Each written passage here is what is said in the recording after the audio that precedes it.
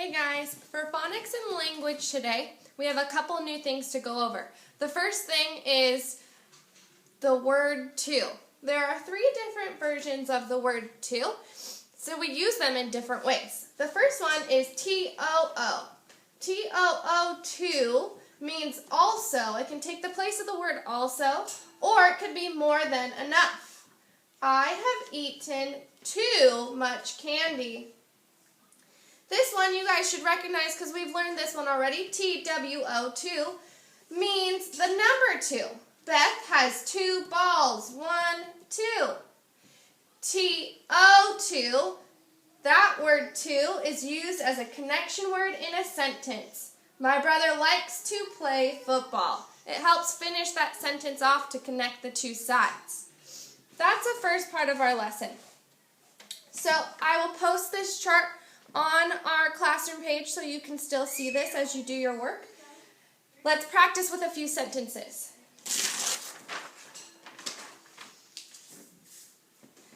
Today is the day we go to chapel.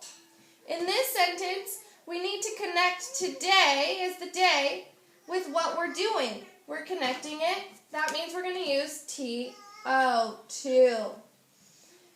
This sentence, Bethany wanted some apple pie to. Well, we're not connecting it to anything anymore, and it's not 2 apple pies. She doesn't want to eat 2. That's way too many. So Bethany wanted some apple pie also. If I could replace it with the word also, I can use T-O-O. Last sentence, I have 2 piles of leaves to rake. I know this one is talking about the number, so I can use T-W-O, two. It can be very confusing which to use, so you need to sit down and think through it before you just pick one or before you write it out. Make sure you remember that T-O-O is in the place of the word also or too much of something, too many. So, and T-W-O is for the number 2. You should know that one already. And the last one is T-O, which is used the most out of all of them to connect a lot of sentences together. We use it a lot without even thinking about it. The second thing for today's lesson is making verbs past tense. If we worked on spelling yesterday, worked is the verb to show what we already did. So when we say past tense, past means it already happened, not what's happening right now, not what's going to happen tomorrow, but what already happened. We already did that thing.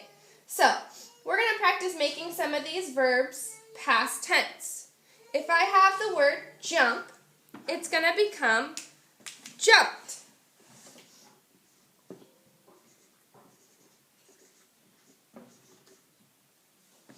If I have the word play, I would say, I played at the park yesterday.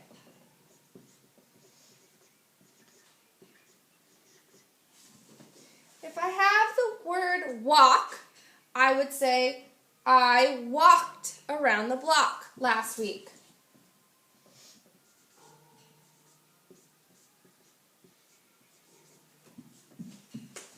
And this one, work. I worked at school on Monday. So I would do worked.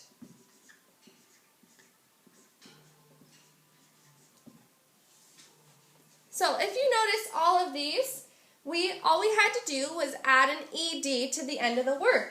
Right here, jump became jumped, play became played, walk became walked, work became worked.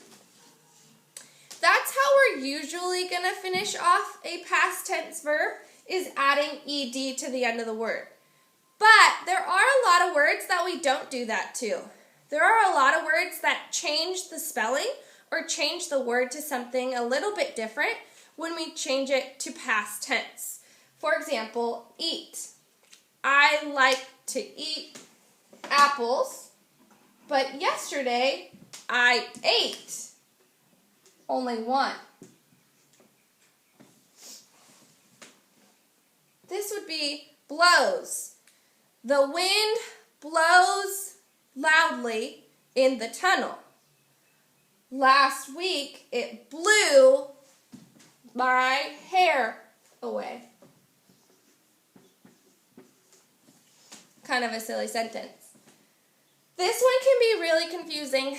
Sink. My plastic toy boat does not float well. If I put it in the water, it'll sink. I know this will happen because yesterday when I put it in the bathtub, it sank.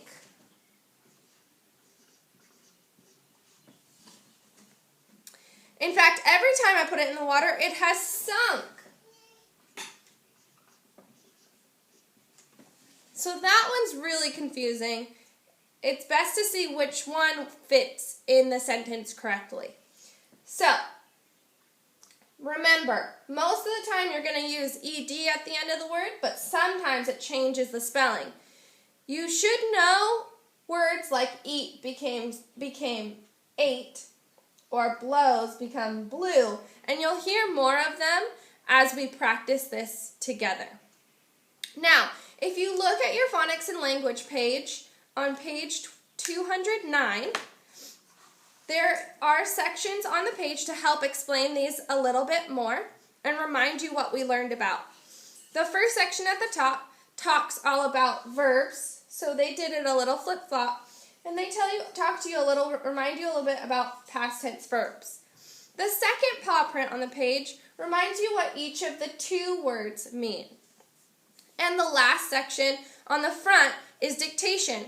We're used to doing dictation, so I'm going to do that for you in this video so that you can do it on your paper, and I want you to try your best to write it as best as you can. So, the first line of dictation, you're going to write some names with titles. We've done this before, you've practiced it before, but don't forget your capital letters and your periods are a very important part of your abbreviations that go with titles before names. So the first line, you're going to write Mr. Smith. I'll say it one more time. The first one is Mr. Smith. Then in the middle, the second name you're going to write down is Dr. Brown. Make sure you use the abbreviations for these titles. So the second one again is Dr. Brown. The third one you're going to write down, this is the last one on the top row, is Mrs. Miller. Again, it's Mrs. Miller. Okay? And then the second line, you're going to fill in the missing words in the sentence. I'll say the sentence a couple of times and you'll fill in all of the missing words. Here's the sentence. Dad and Mr. Hill changed the flat tire. One more time. Dad and Mr. Hill changed the flat tire.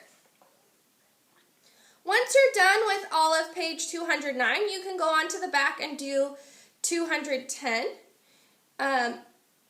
You should be able to do a lot of that on your own. Just make sure you read the directions very clearly. If one of the directions says to do more than one thing, make sure you do all of those things. Don't just read the first line of the directions and do just that. All right, I will see you later.